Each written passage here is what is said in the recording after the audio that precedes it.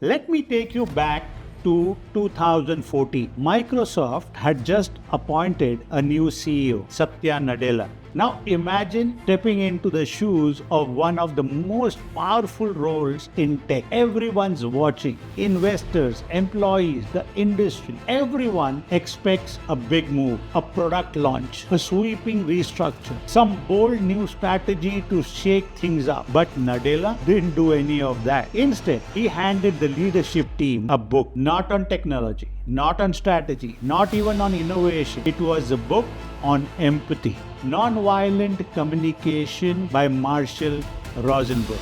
Now, let's pause here because honestly, how many CEOs do you know would make that kind of first move?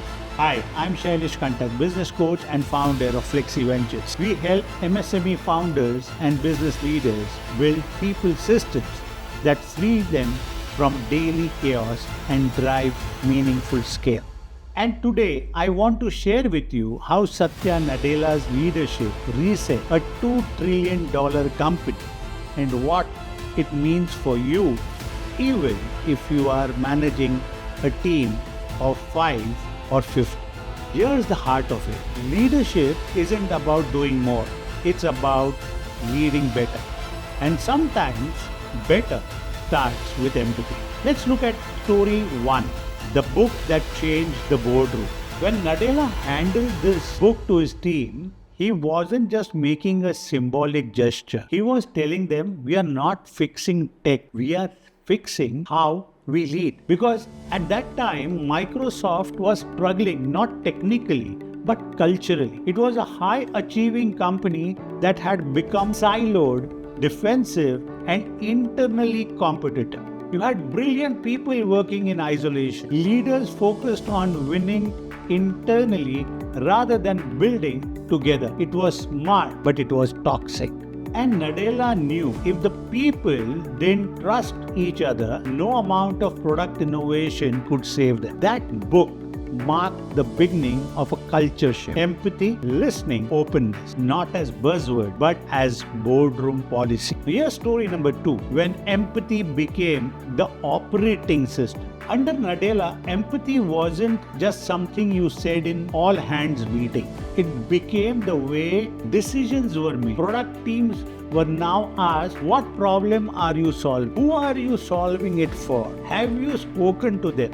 Engineers weren't judged just on code, but on connection. Managers weren't promoted for control, but for collaboration. Cross-functional teams began working with each other, not around each other. And the results? Azure took off. Office 365 evolved. The culture started healing. This shift didn't slow Microsoft down. It made them sharper, faster, and frankly, more human. Let's look at story number 3. Rebuilding trust before revenue. You know what most leaders get wrong? They jump straight into performance when what their team needs is psychological safety. Satya Nadella understood that. He inherited a company with talent, money, tools, but low trust. People didn't speak up. Mistakes were punished. Knowledge was hoarded, not shared. So his first goal, rebuild trust. He made it safe to raise a hand. Safe to say, I don't know. Safe to ask for help, to share feedback, to try and fail. And when that happened, performance followed. Teams began to move faster. Collaboration improved. The stock price more than tripled in 5 years. Because trust doesn't slow you down. It unlocks everything. Story number 4. So what does this mean for MSMEs like yours? Right? You might be thinking, Shailesh, that's Microsoft. They've got billions, thousands of employees. What's this got to do with my business? So here's the thing. The biggest lessons from Nadella's leadership aren't about scale. They're about how you lead, especially in the early stages. So let me break this down. Culture doesn't start with HR. It starts with you. Your tone, your reactions, your ability to listen. That's the culture. You don't need a big budget to build alignment. You need clear communication and consistent value.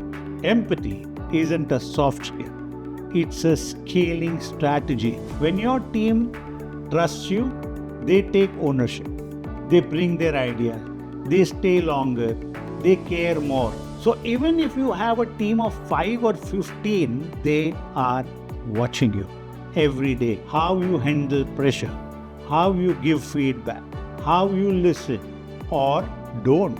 And that's where culture is built, not in posters, in your presence. So what can you take away from this as a business leader? 1. Start with empathy. Have conversations, not just instructions. Ask, what do you need to succeed more often? 2.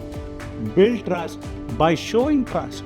Stop solving every problem. Empower your team to lead, to try, and to own their outcome. Number 3, make culture a daily practice. Don't wait for an offsite. Every meeting, every one-on-one, every WhatsApp message counts. Number 4, reinforce the vision clearly and consistently.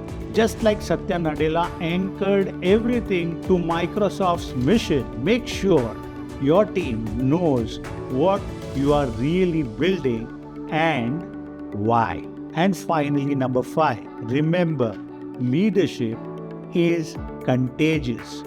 What you model, your team mirrors. Great leadership isn't about being loud, aggressive, or always right. It's about creating an environment where people can be their best without fear. That's what Satya Nadella did. That's what you can do too. If you are a business owner ready to build a high trust, high performance team, join my Lead the Way community. It's where conscious leaders like you learn to scale. My next Freedom Business Masterclass, where I go deeper into how to create systems, culture, and a team that runs without your daily control. If you found this video helpful, subscribe to this channel for weekly videos on scaling people systems and founder leadership.